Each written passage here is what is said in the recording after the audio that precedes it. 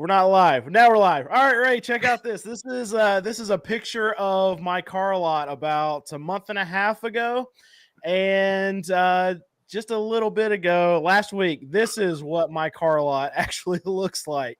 So I'm very concerned about the future of really where my cars are coming from. Here's what we're dealing with right now. Is that okay? We just went through tax time, sold everything. Obviously, that looks great. I mean, you saw by the picture we were out of cars. We had 150 something cars, and in the course of a month, we sold everything.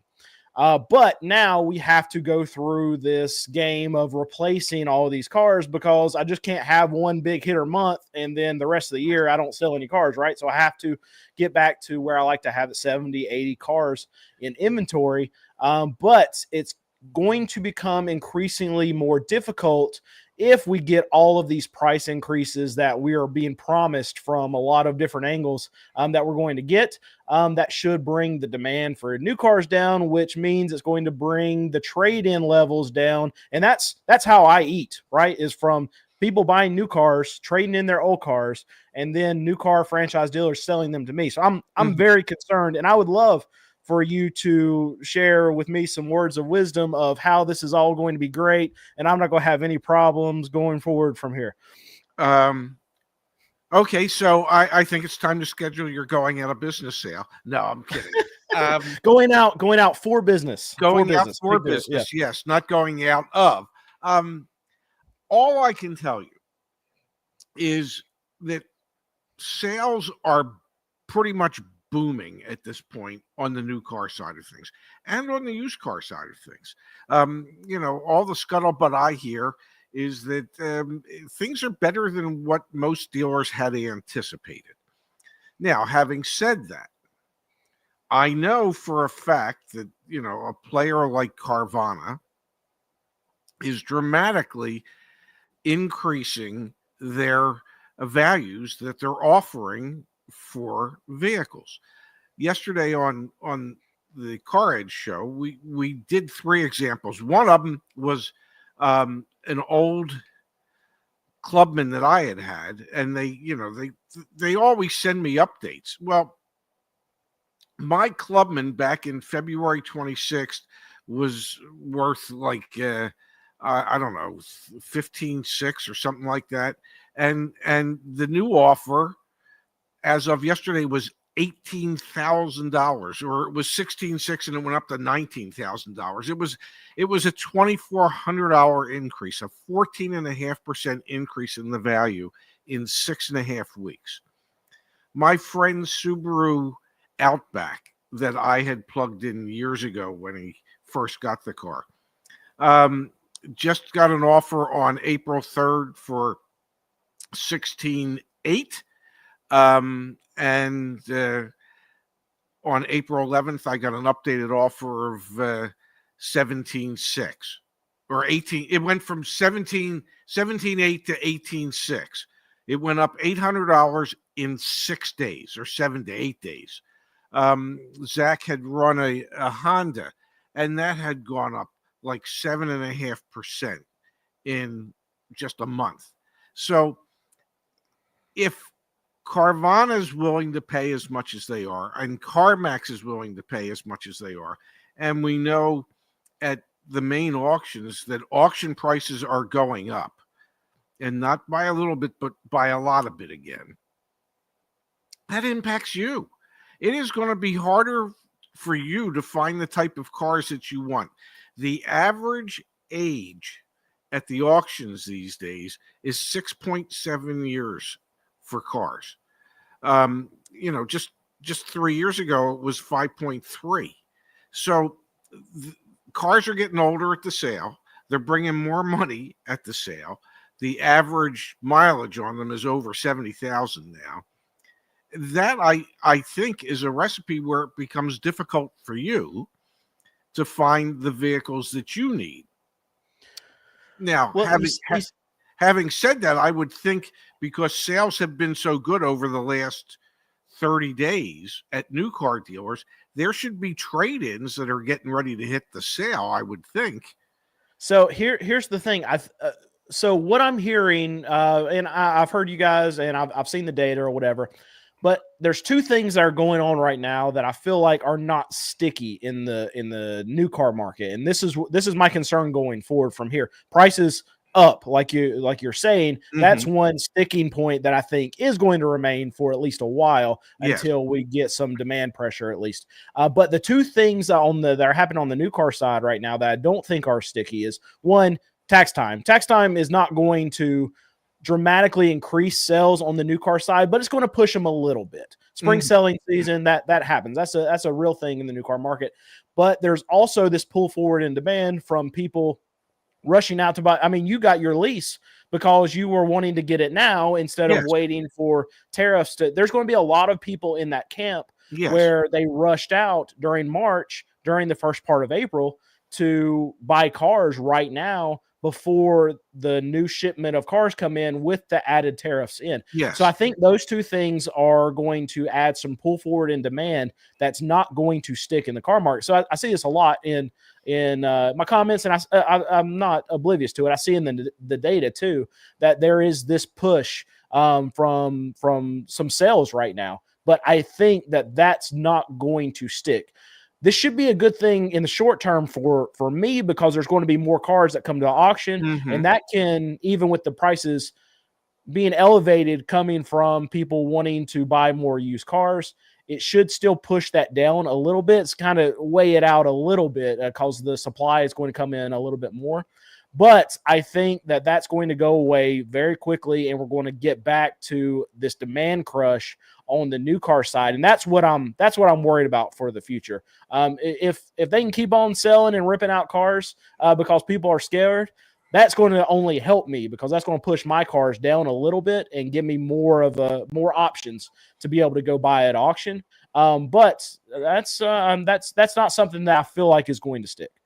I agree with you. I think what we're seeing is, and I think the rather unnatural increase in sales that we're seeing, because it's greater than it normally would be.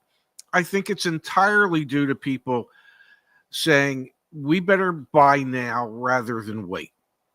So if we're pulling forward into the new car market people who would normally have been buying in May and June and July, but they're buying now because they're afraid that prices are going to be higher in May and June and July. What I think we're going to see is once we get into June and July, will be a rather rapid decline in sales, in new car sales. And that's what I'm worried about. Yes, and I think that's what you're going to see. You can look at the seasonally adjusted rate for sales, car sales, new car sales, was like over 17.5 million. Okay, the pundits, the people that do this for a living, are really suspecting that when everything's all said and done by the end of the year, if we get sales at 15.3 to 15.5 million new cars, excuse me, that'll be a lot. And the reason they don't think we're going to be able to sustain the pace we're at is because prices are going to go up, and there's already that affordability issue. And so the second half of the year, cars are going to become less affordable than they've ever been, and that's going to impact new car sales. And my thoughts are that, okay, I'm still in the camp that these manufacturers are going to try to push the increases to consumers. Car dealers were already seeing that they're holding with their negotiations right now. Because they're like, well, if you don't buy it now for this price, 2 weeks from now it's going to be 25% more expensive. I've heard car salesmen actually say this. It's not true, people. The prices are not going to go up by 25% on any automaker. That's not going to happen. But let's say even if they do try to increase some prices, depending on what brand you're looking at, 10, 15% or whatever, I feel like they're going to get hit with a brick wall, and they're going to have to lower them back. And I think 6 months from now, me and you are going to be sitting here having this conversation saying, oh, well, there's this big scare about all these prices having to go up. But it turns out the manufacturers have to actually eat it in the form of incentives because they figured out they're just not going to be able to sell cars at increased prices that they were already having difficulty selling them at right now? I think most of the manufacturers are going to adjust their production schedules. And I think you're going to see that most of the manufacturers are going to actually end up producing fewer cars this year than what their normal intention had been, what their original intention had been. We know that Audi is holding cars at the port. We know Mitsubishi is holding cars at the port, that they're not going to release them to the dealers anytime soon because they don't want to have to pay the tariffs on the damn things. So we're going to be in a situation where there's going to be this artificial shortage of new cars. You know, we had recently crossed the barrier of having slightly more than 3 million new vehicles in inventory or in transit in any given month. And that number's already gone down dramatically. I think it's down to 2.6 or 2.7 million. It would not surprise me later this year to see inventory levels 1.9, 2 million in either on hand or in transit in a given month. So that inventory levels could ultimately end up being 2/3 of what they had been. And if there's less cars or fewer cars and if there's still a market for them, which I believe the market won't be nearly as strong because people can't afford them now, and we've already seen that average advertised prices are once again over $50,000. I think you'll have fewer cars available, fewer people in the market, fewer sales happening.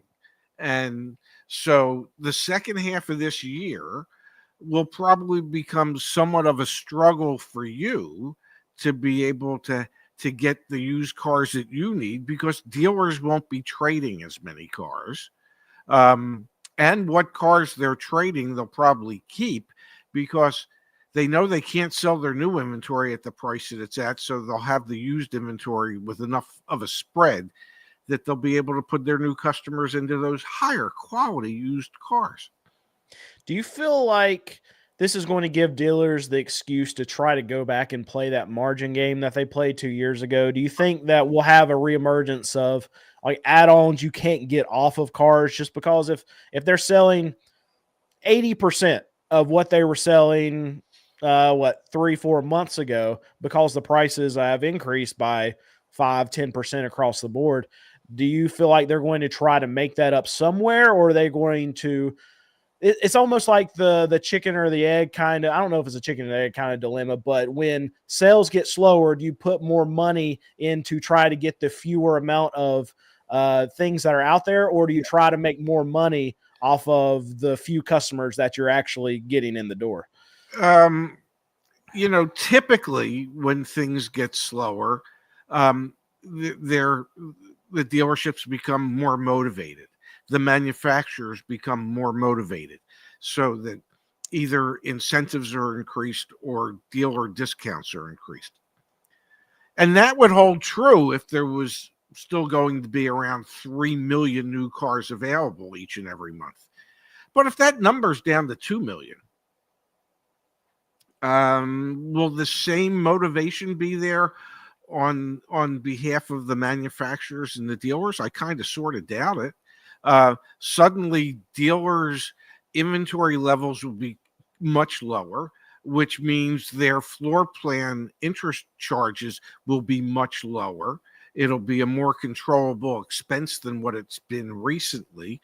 And I think we'll find that dealers are going to hold out for better profits from the few people that remain in the market to buy those new cars. Because a customer is going to go to the lot and they're going to go, well, I want to get X. And, 3 months ago, there might have been 50 of X's sitting there in various colors. But in 6 months, when they go and they say, I want X, there might be 3 instead of 50. And so if you want X, this is when it's going to cost you to get X. Oh, and by the way, you've only got 3 to choose from. Yeah, and that's what I'm hearing, and that's kind of what the data suggests at this moment. And I hope you're wrong, and I hope I'm right about this. I have a feeling that I'm going to be wrong, and you're going to be right about this. But I really just I don't think the car market can sustain any more price increases. And I really hope that we get stuff like I mean from Ford and Stellantis. Even when they know that a lot of these price increases are supposed to come, they're spending tons of money on this marketing to try to get people in the door. And from what it looks like, is working. I mean, they're doing it. Yeah, it's getting people in the door, and I mean it's helping. Well, it's from a customer standpoint, they think it's helping consumers, and it's really just driving more sales. I don't know if it's helping the average consumer, and it's not helping the educated consumer, I would guess, because you're already getting a pencil too before you even walk in the door with a lot of these sales that are going on. So I guess the average consumer is actually benefiting on this because they wouldn't have got that deal anyway. Well,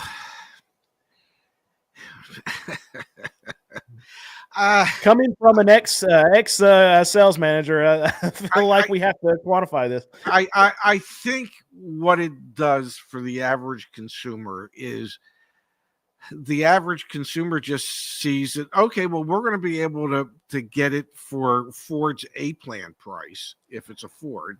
And, you know, that's a significant discount because it's well below invoice pricing. It doesn't mean in the past that when the incentives were slightly better, that you couldn't have ended up at the same type of price or slightly lower price because the incentives were more generous. So what it does is it creates a perception, and people buy perception.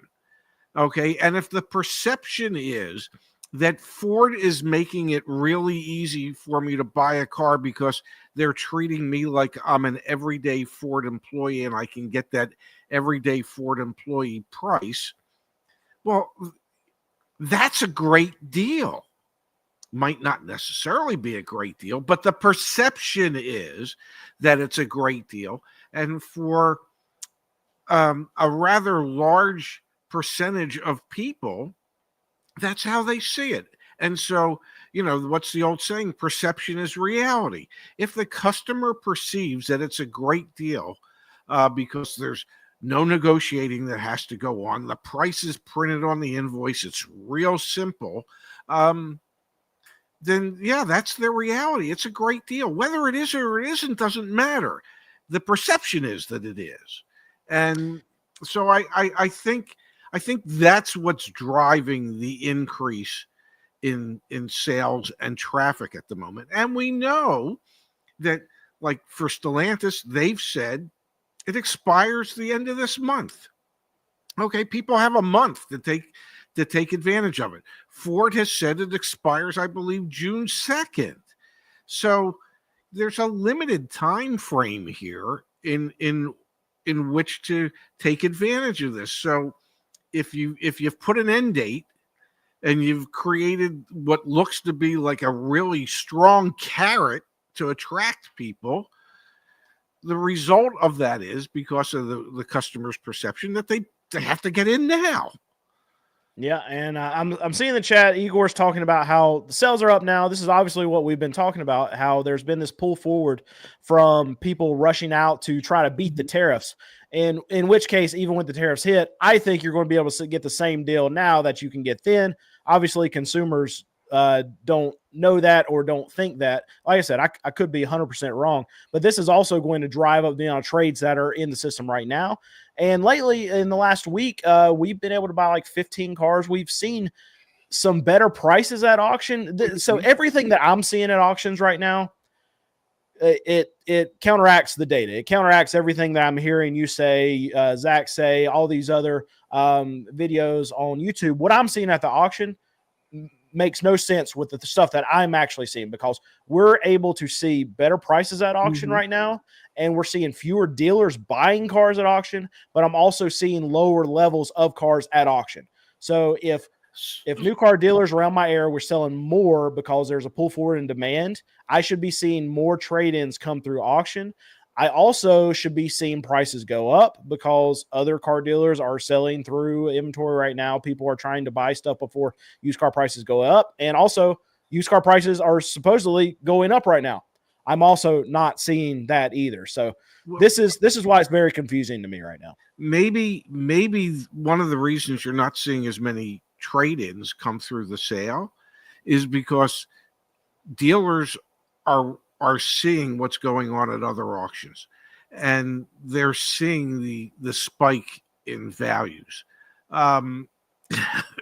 Excuse me. And so they're realizing they are better off keeping as many of their trades as they possibly can than having to go to the auctions and bid on them. So that could be one reason you're seeing fewer vehicles.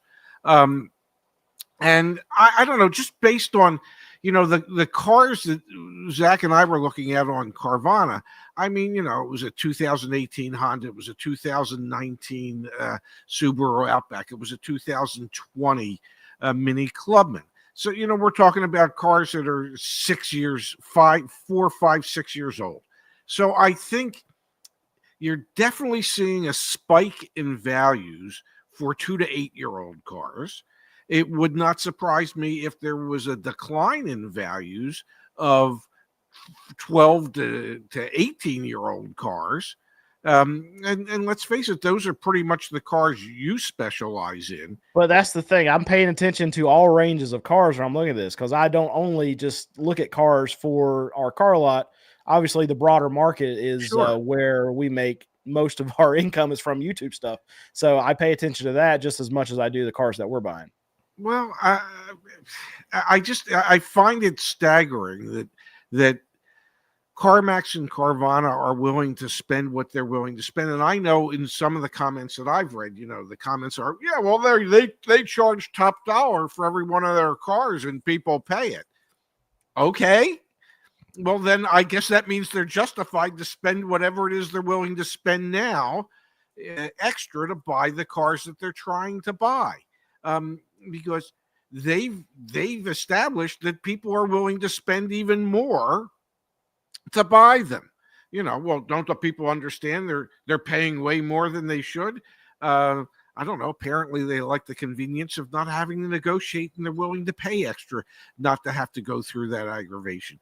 But if from Carvana's perspective, we've seen 4%, 7.5%, 14.5% increases on 5, 6, 7-year-old cars. That's huge. I mean, now is that sustainable? I would think not. But then again, during the height of the pandemic, when used car prices that 1 year shot up, used car value shot up, 50%? We didn't think that was sustainable for a year, but they did it. And retail prices went up 50%, wholesale prices went up about 38%. So is it sustainable? I would think not, but I also know I just watched this movie 3 years ago, and we seem to be in that same confluence of events that are causing it to happen again. Banks are lending more than they've ever lent again.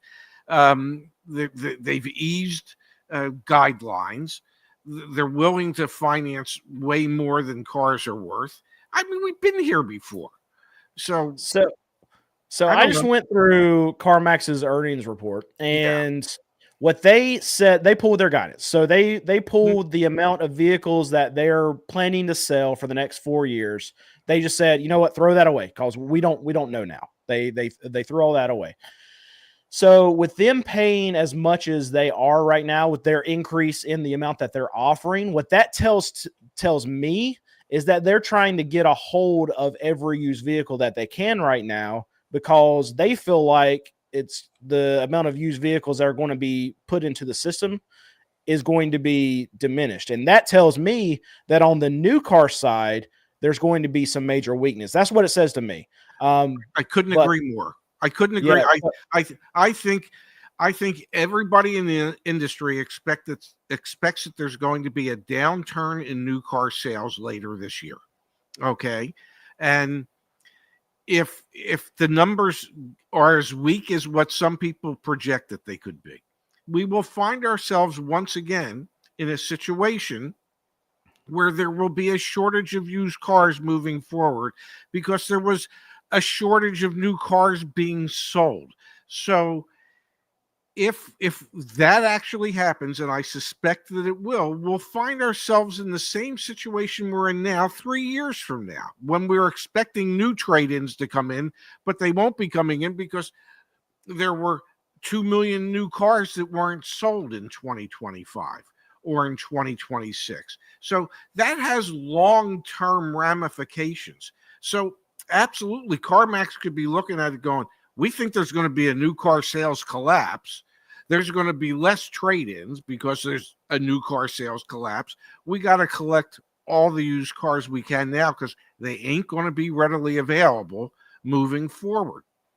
This could go on for another 5-6 years. And not to pat myself on the back, but I don't know. I believe 2 years ago I said, this is going to go on till the end of the decade. It is going to take that long to dig out of the mess that we've been in because of the new cars that weren't built, the sales that never happened, the used cars that never came back because people bought out their leases instead of returning them. And it's playing out as I suspected it would. Yeah, and I mean, the other thing to add into this is that if the economy gets softer, you're going to get more of a situation where, okay, we already had people that were keeping their cars for longer. Now, if there's the threat of a recession, depending on which media outlet you're watching, maybe even a depression, or maybe the economy is going to boom. If you're watching Fox, CNN, you're going to see both ends of the spectrum. But either way, there's uncertainty in the market, and that's going to make people hold on to their money. So those cars that they might want to upgrade and won't, well, there's just going to be those people that would have done that are going to choose to not do that. It's going to take even more people out of the equation. And like I said earlier, I agree. I see the data in the last couple months. Yeah, we've seen an increase in sales, but I think that's temporary. I could be wrong.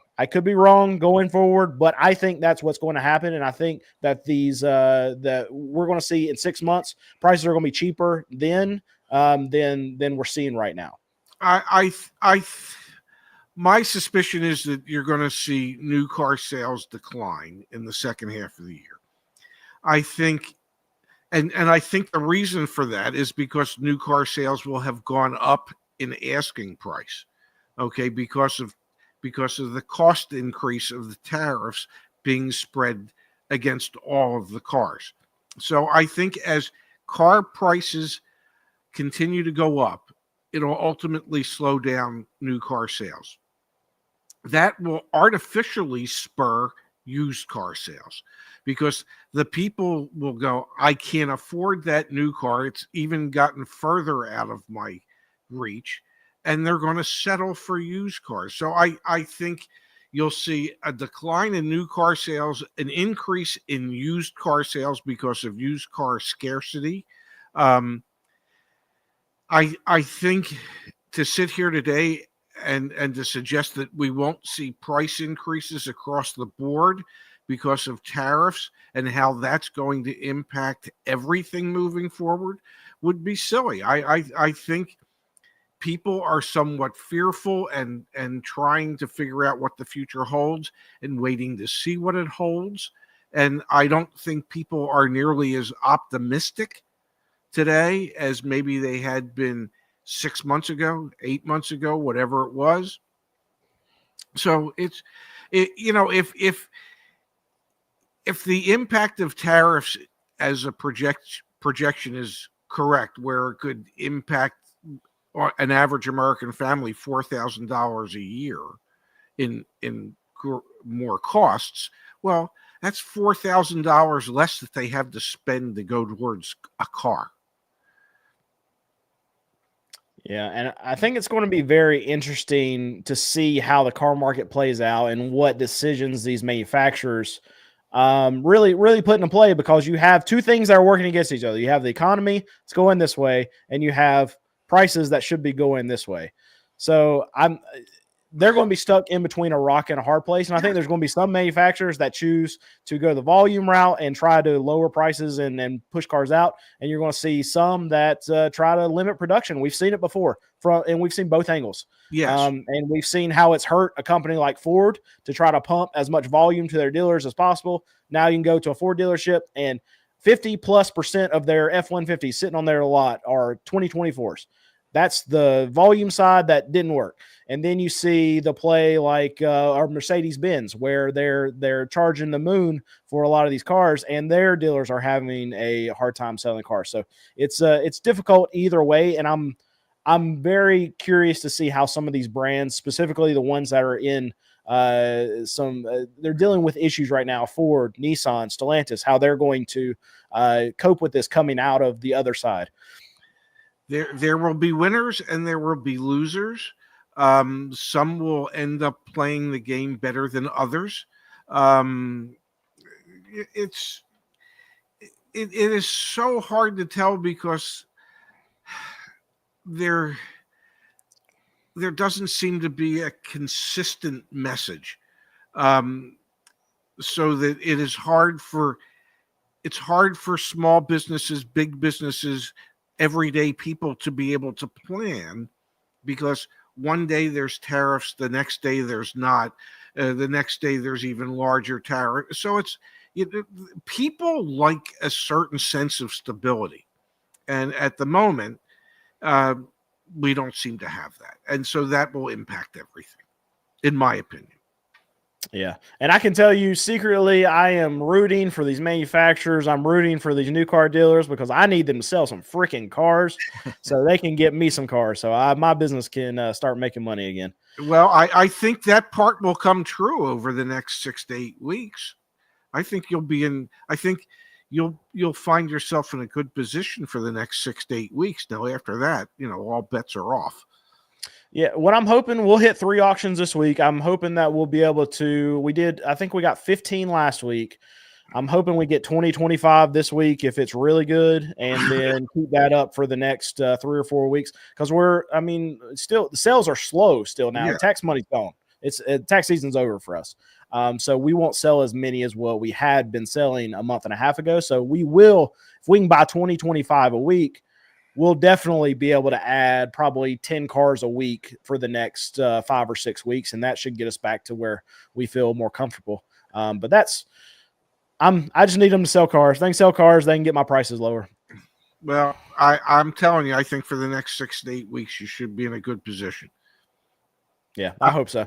I'm pulling for you. All right, I'm pulling for me too. All right, guys, thank you for watching this video. Like, comment, do all the things, subscribe. Ray, thanks for being here again, buddy. It was my pleasure. I know you're not available next Tuesday, and I'm not available next Monday because I'll be on a train coming back from Washington from seeing my granddaughter. So I don't know. Pick another day next week, and maybe we'll be on a kind of a staycation. We're going to a casino in Virginia next week. Go play some craps.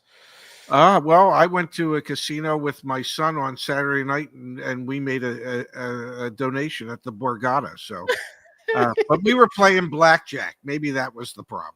Yeah, we're going to go. We're going to make a donation too. We'll probably play some blackjack. We like 3-card poker. I like to play poker like against real people and not the house. And then we love craps.